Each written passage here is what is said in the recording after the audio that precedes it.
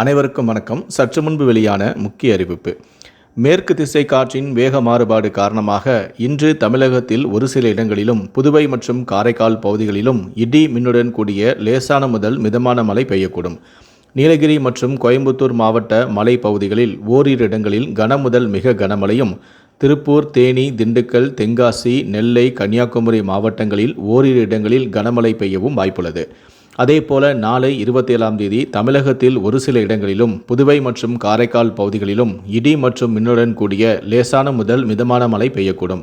நீலகிரி மற்றும் கோயம்புத்தூர் மாவட்ட மலை பகுதிகளில் ஓரிரு இடங்களில் கனமழை பெய்யவும் வாய்ப்புள்ளது.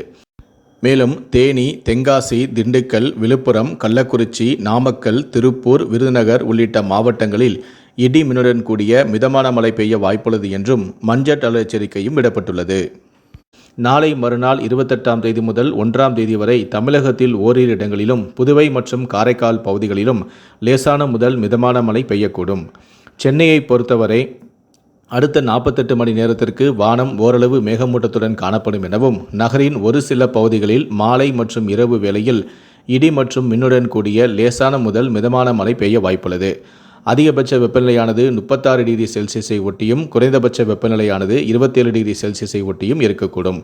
மீனவர்களுக்கான எச்சரிக்கை. இன்று மற்றும் நாளை மன்னார் வளைகுடா மற்றும் அதனை ஒட்டிய தென் தமிழக கடலோர பகுதிகள், குமரிக்கடல் பகுதிகளில் சூறாவளி காற்றானது மணிக்கு 35 முதல் 45 கிலோமீட்டர் வேகத்திலும் இடையிடையே 55 கிலோமீட்டர் வேகத்திலும் வீசக்கூடும்.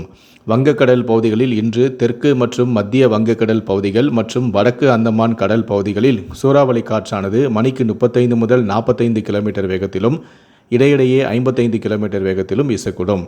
நாளை வடக்கு ஆந்திர கடலோர பகுதிகள், தெற்கு மற்றும் மத்திய வங்கக்கடல் பகுதிகளில் சூறாவளி காற்றானது மணிக்கு 35 முதல் 45 கிலோமீட்டர் வேகத்திலும் இடையிடையே 55 கிலோமீட்டர் வேகத்திலும் வீசக்கூடும். இந்த குறிப்பிட்ட நாட்களில் மீனவர்கள் அந்த பகுதிகளுக்கு செல்ல வேண்டாம் என அறிவுறுத்தப்பட்டுள்ளது.